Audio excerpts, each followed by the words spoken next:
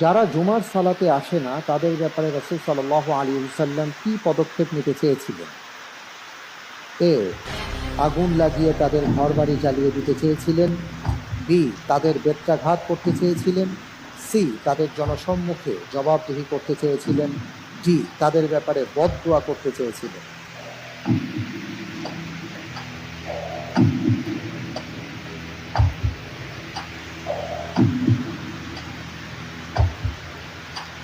আল্লাহ তাআলার উপর ভরসা করে উত্তর হিসেবে বেছে নিচ্ছি অপশন এ। লক করে দিল। স্থির করে দেয়া হোক, এ, আগুন লাগিয়ে তাদের ঘরবাড়ি জ্বালিয়ে দিতে চেয়েছিলেন। আপনি বলছেন যে জুমার সালাতে যারা দেরি করে আসে বা আসতে চায় না তাদের ক্ষেত্রে রাসূল সাল্লাল্লাহু আলাইহি ওয়াসাল্লাম এই পদক্ষেপ নিতে চেয়েছিলেন। আপনি